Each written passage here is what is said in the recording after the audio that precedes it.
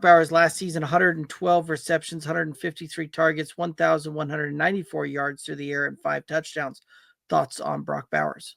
This pains me to say because I have been talking about Brock Bowers for the last 3 seasons, even when he was at Georgia, coming into the NFL and being able to take the league by storm.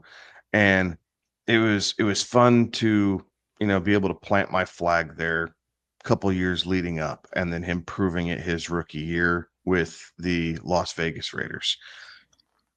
I think we are in for a massive, massive regression on Brock Bowers this year. And it has everything to do with Pete Carroll, the offensive philosophy in which he implores, and it scares the crap out of me a little bit.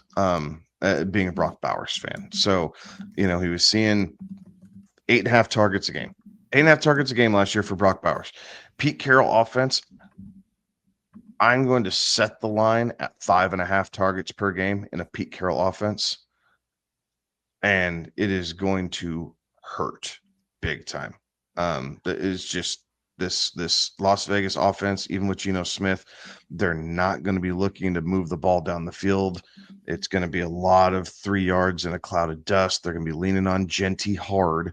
Still have Jacoby Myers there. Brock Bowers is there now, but I mean, he is going to have to reach double-digit touchdowns to even come close to the 204 fantasy points he put up last year in a half-point PPR setting.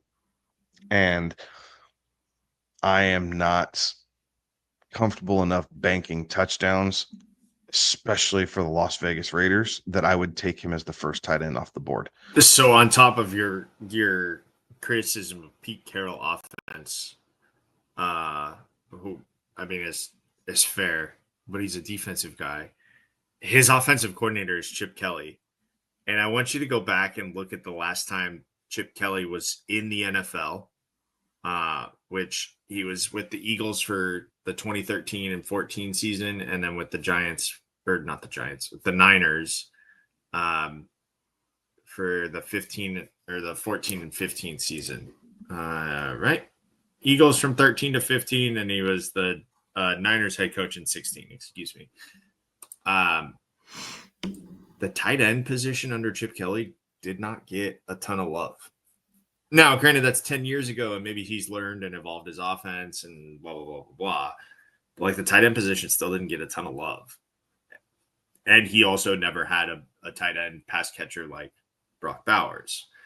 But I think you're right, Kevin. There's so many other things. It was such a breakout year. Teams are going to make sure that they don't get beat by Brock Bowers this year, that we should see that massive regression that you're talking about. So buyer beware, I think. I think that it's going to be hard for him to duplicate, the 112 receptions, the 1,100 yards. Like, this is one that I think we're probably closer to, call it 85 to 90 on the reception side of things. We're probably flirting between about 900 and 1,000 yards, and we maybe get back to about that 5 touchdowns. So I do think that the performance will be good for fantasy, and we'll still be talking about him being a top 5 finish when we start talking about tight ends next season.